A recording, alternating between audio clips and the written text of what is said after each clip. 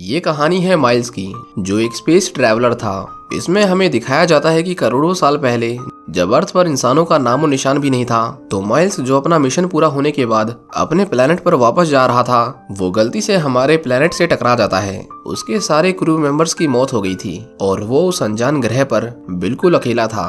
मतलब पूरे ग्रह पर कोई नहीं था, सिर्फ वही जिंदा बचा था, बिना किसी उम्मीद के कि कोई उसे बचाने आएगा, क्योंकि उसके भेजे गए मदद के सिग्नल्स उसके प्लेनेट तक नहीं पहुंच रहे थे।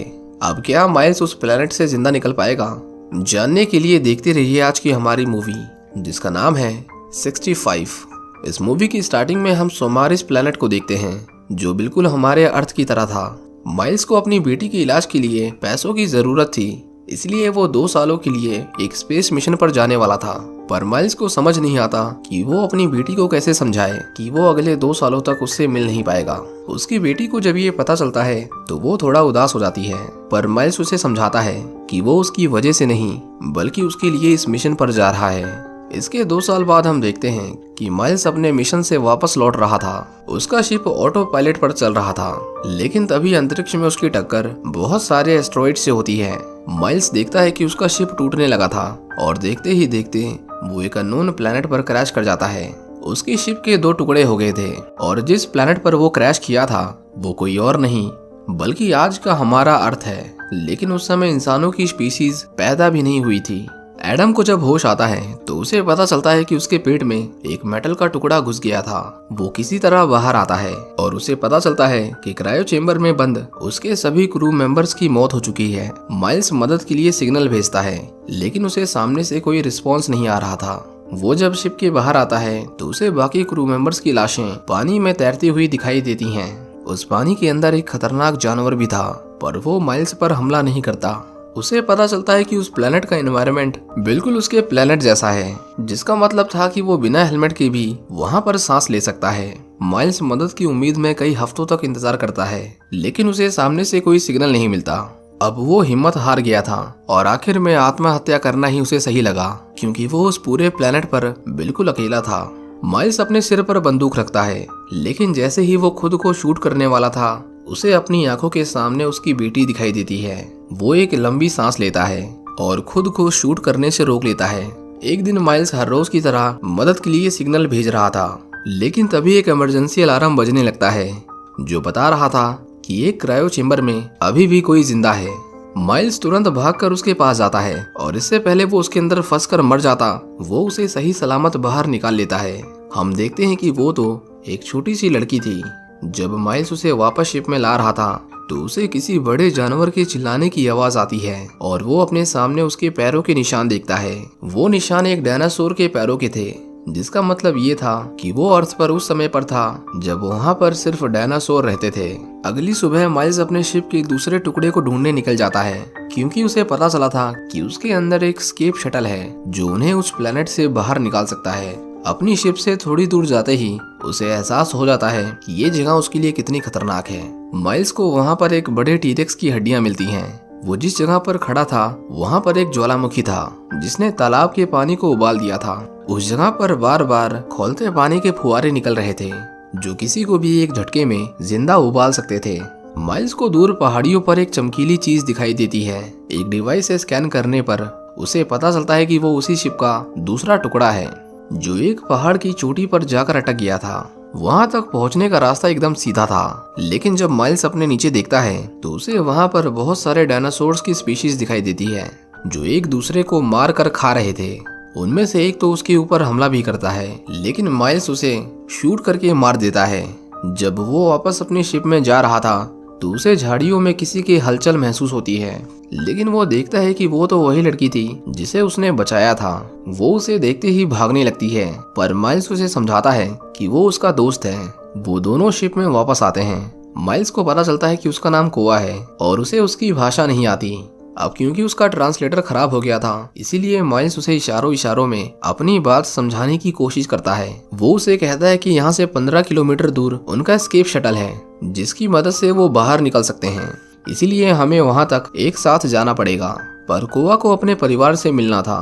माइल्स उसे नहीं बताना चाहता था कि उसका परिवार क्रैश में मर चुका है, इसीलिए वो उससे झूठ बोलता है कि उसका परिवार उन पहाड़ों में है ताकि वो उसके साथ चलने के लिए मान जाए। कोआ उस शिप में आए पुराने मैसेजेस को देख रही थी और उसे माइल्स की बेटी के बहुत सारे मैसेज मिलते हैं। उसकी बेटी ने उसे अलग अलग समय पर मैसेज भेजे थे और हर एक मैसेज के साथ वो परेशान होती गई क्योंकि माइल्स ने जहां उसे 2 साल में वापस आने का वादा किया था वो समय पर नहीं आ सका और आज तक भी वो अपने घर नहीं पहुंच पाया था। आखिर में हम देखते हैं कि माइल्स की बेटी उसका इंतजार करते करते मर जाती है। माइल्स उसे आगे के मैसेजेस देखने नहीं देता और वो दोनों उस दूसरे शिप की ओर निकल जाते हैं। हम देखते हैं कि करोड़ों साल पहले पृथ्वी का आसमान बहुत साफ हुआ करता था और चारों ओर सिर्फ हरियाली थी। कोआ को कुछ जहरीले फल मिलते हैं जिसे माइल्स उसे खाने के लिए मना करता है। वहाँ पर बहुत अजीबोगरीब जानवर थे लेकिन उनमें से ज्यादातर खतरनाक थे।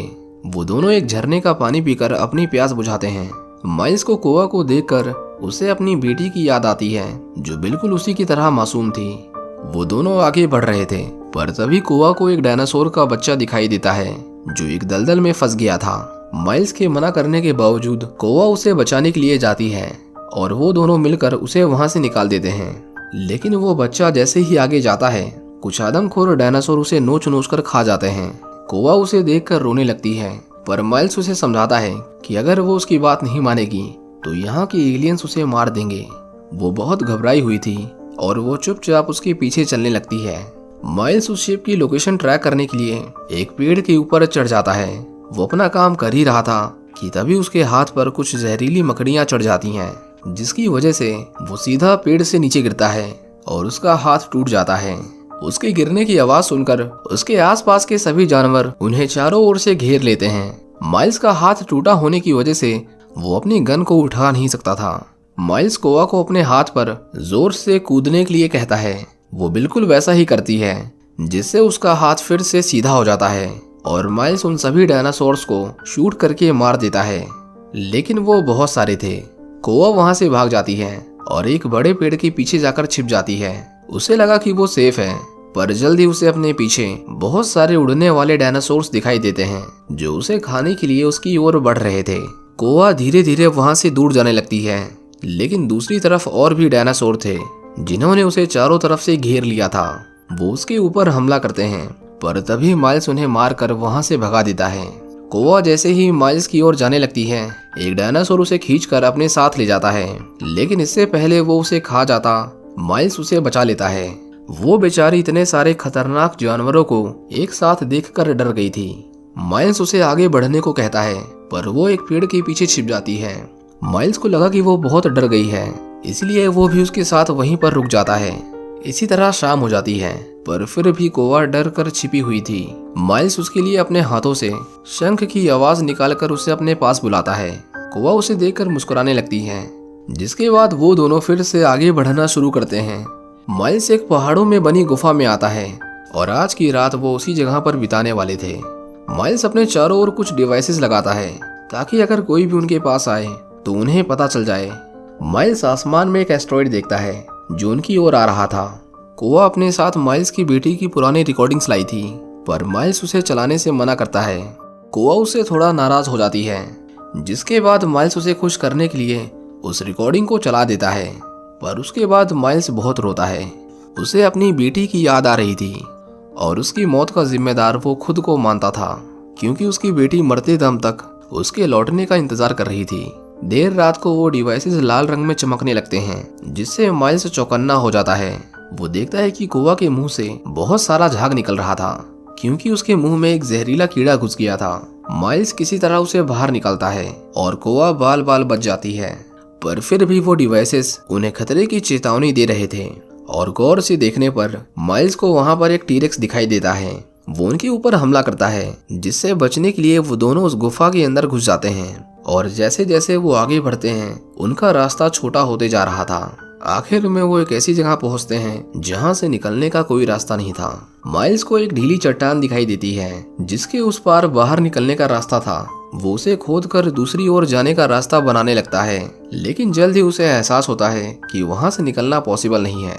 इसीलिए वो कोआ को सब कुछ सच सच बता देता है कि उन पहाड़ों पर उसका कोई परिवार नहीं है, सभी मर चुके हैं। पर कोआ उसकी बातों को समझ नहीं पाती। बाद में माइल्स को याद आता है कि उसके पास कुछ एक्सप्लोजिव्स हैं जिन्हें वो उस गुफा में फेंक देता है, जिसके धमाके से वहां से निकलने भर का रास्ता तो बन ही गया था। कोवा उस टनल की दूसरी ओर चली जाती है, लेकिन जब माइल्स की बारी आती है तो चट्टानें हिलने लगती हैं और उनके प्रेशर से वो टनल फिर से बंद हो जाती है। माइल्स कोवा को आगे बढ़ने के लिए कहता है क्योंकि उसे पता था कि जल्द ही वो एस्टेरॉयड अर्थ से टकराने वाला था, जिससे अर्थ पर रहने वाली 70% स्पीशीज खत्म हो जाएंगी। जिस गुफा में वो फंसा हुआ था वो एक डायनासोर का घर था। माइल्स को किसी के आने की आहट सुनाई देती है और वो डायनासोर उसके ऊपर हमला कर देता है। माइल्स की गन नीचे गिर गई थी और वो डायनासोर उसे वो उठाने तक का मौका नहीं देता, पर किसी तरह वो उससे फाइट बैक करके उसे मार देता है। वो जब गुफा के बाहर आता है तो उसे कोवा दिखाई नहीं देती, क्योंकि उसके बाहर निकलते ही डायनासोर्स ने उसे घेर लिया था, जिनसे बचने के लिए वो छुप गई थी। पर ज्यादा देर तक वो छुप नहीं पाती और उसे फिर से भागना पड़ता है। माइल्स देखता है कि वो एस्टेरॉयड उस प्लेनेट से कुछ ही घंटों में टकराने वाला था, इसलिए उन्हें जितनी जल्दी हो सके वहां से निकलना होगा। वो कोवा के चिल्लाने की आवाज सुनकर उसके पीछे जाने लगता है। दूसरी तरफ एक डायनासोर कोवा के पीछे हाथ धोकर पड़ा हुआ था। उसके पास जो एक्सप्लोजिव्स थे वो उनसे उसे उड़ा देती है। माइल्स जो उसे ढूंढ रहा था गलती से एक दलदल में फंस जाता है। वो कोवा को मदद के लिए चिल्लाने लगता है, लेकिन वहाँ कोई नहीं आता और देखते ही देखते उसे दलदल ने निगल लिया था। कोवा देखती है कि वो अंदर धंसे जा रहा था। वो उसे बाहर निकालने के लिए एक पेड़ की टहनी को उसकी ओर झुका देती है, जिसे पकड़कर माइल्स उस दलदल से बाहर निकल जाता है। माइल्स कोवा को देखते ही उसे गले लगा लेता है और उसकी जान बचाने के लिए उसे थैंक यू कहता है। वो उसे कहता है कि वो एस्टेरॉयड जो हमसे टकराया था वो अब इस प्लेनेट को भी खत्म कर देगा, इसीलिए हमें यहाँ से भागना होगा। वो दोनों उस शिप तक पहुंच गए थे, लेकिन उन्हें एक ऊंची चट्टान की चढ़ाई करनी थी। कोवा माइल्स को कहती है कि उसे पहाड़ों पर चढ़ना आता है, जिसके बाद माइल्स उसे एक रस्सी देता है और उसे ऊपर जाकर बांधने के लिए कहता है ताकि वो भी ऊपर आ सके। वो ऊपर चढ़कर माइल्स के लिए नीचे रस्सी फेंकती है। जब माइल्स ऊपर आता है तो वो देखता है कि उसने रस्सी को कुछ ज्यादा ही मजबूती से बांध रखा था। वो उसे शाबाशी देता है और वो दोनों उस शिप तक पहुंच गए थे। माइल्स देखता है कि जो उसने मदद के लिए सिग्नल भेजा था वो उसके प्लेनेट तक पहुंच गया था और वो उसे रेस्क्यू करने आ रहे थे। कोवा उस शिप में अपने परिवार को ढूंढने लगती है, पर उसे वहां पर कोई भी दिखाई नहीं देता। माइल्स उसे कहता है कि उसने उसके परिवार के बारे में झूठ बोला था। ये सुनकर कोवा उसके ऊपर बहुत गुस्सा करती है और रोने लगती है। माइल्स उसे अपनी बेटी की तस्वीर दिखाता है और उसे कहता है कि जब वो अपनी आखिरी सांसें गिन रही थी तो मैं उसके पास नहीं था, मैं उसे बचा नहीं सका। मैं उस समय तो कुछ नहीं कर पाया, लेकिन आज तुम मेरे साथ हो और मैं तुम्हें बचाना चाहता हूँ। कोवा उसकी बातों को समझ गई थी और वो उसे माफ कर देती है। वो देखते हैं कि अब उस एस्टेरॉयड के टुकड़े अर्थ से टकराने लगे थे। एक एस्टेरॉयड का टुकड़ा उनके ऊपर आकर गिर जाता है, जिसकी वजह से उनकी शिप उस पहाड़ से नीचे गिर जाती है। माइल्स बेहोश हो गया था और कोवा देखती है कि एक टीरेक्स उनकी ओर बढ़ रहा था। वो डायनासोर उनकी शिप को जोर जोर से मारकर डैमेज कर रहा था। जब माइल्स को होश आता है तो वो देखता है कि उसकी गन बाहर ही गिर गई थी। वो शिप से बाहर आता है और उस टीरेक्स पर हमला करता है, लेकिन उसकी गन डिस्चार्ज हो जाती है। माइल्स एक पेड़ के नीचे जाकर छुप जाता है, लेकिन वो डायनासोर अब 1 से 2 हो गए थे जो उनकी शिप पर बार बार हमला कर रहे थे। कोवा उनका ध्यान भटकाने के लिए माइल्स की बेटी की रिकॉर्डिंग चालू कर देती है, जिसकी वजह से वो डायनासोर उसके इल्यूजन पर हमला करने लगता है, पर उसके हाथ कुछ नहीं लगता। माइल्स की गन जैसे ही चार्ज होती है वो उन डायनासोर्स को मार देता है। उसे लगा कि वो अब वहां से निकल सकता है, पर तभी उसे एक और डायनासोर दिखाई देता है। माइल्स कोवा को शिप को स्टार्ट करके वहां से निकलने को कहता है, क्योंकि उन दोनों में से अब कोई एक ही जिंदा बचने वाला था। माइल्स उस डायनासोर को उसी उबलते पानी के फुहारे के पास लेकर जाता है। वो जैसे ही वहां पर आता है उबलता पानी उस डायनासोर को बुरी तरह से जला देता है, लेकिन वो अभी तक जिंदा था। वो जैसे ही माइल्स को खाने के लिए आगे बढ़ता है, कोवा एक लकड़ी के टुकड़े से उसकी आंखें फोड़ देती है और वो डायनासोर बेकाबू होकर इधर उधर कूदने लगता है, पर उसे पता नहीं था कि वो एक फुहारे के ऊपर खड़ा है। जैसे ही थोड़ी हलचल होती है वो फुहारा एक बार फिर से फट जाता है और इस बार वो डायनासोर उसके उबलते पानी में पूरी तरह से भुन गया था। चारों तरफ अंतरिक्ष से एस्टेरॉयड गिर रहे थे। माइल्स और कोवा वापस अपनी शिप में आते हैं और उसे लॉन्च करके उस प्लेनेट से निकल जाते हैं। हम देखते हैं कि वो बड़े वाला एस्टेरॉयड हमारे अर्थ से टकरा जाता है और देखते ही देखते हमारी पृथ्वी एक आग का गोला बन जाती है। लेकिन वो दोनों सही सलामत अपने घर की ओर निकल पड़े थे। इसके बाद हमें दिखाया जाता है कि उस एस्ट्रॉयड की टक्कर के बाद हमारे प्लेनेट पर किस किस तरह के बदलाव आए और आखिर में हम वहाँ पर कुछ बिल्डिंग्स को देखते हैं, जिसका मतलब ये था कि अब वहाँ पर इंसान रहने लगे थे। इस मूवी में हमें यही दिखाया है कि क्या पता जब इंसान पैदा भी नहीं हुए थे तो शायद माइल्स जैसा किसी दूसरे प्लेनेट का एलियन हमारे अर्थ पर आया हो। वैसे भी इस टक्कर को हुए हजारों साल बीत चुके हैं, लेकिन आज भी हमें उन डायनासोर्स की हड्डियां और अवशेष दुनिया के किसी न किसी कोने में मिलते ही रहते हैं और इंसानों ने फिलहाल 700 से भी ज्यादा डायनासोर्स की पहचान की है। इसी के साथ ये कहानी यहीं खत्म हो जाती है। उम्मीद करता हूँ कि आपको ये मूवी पसंद आई होगी। Thank you for watching.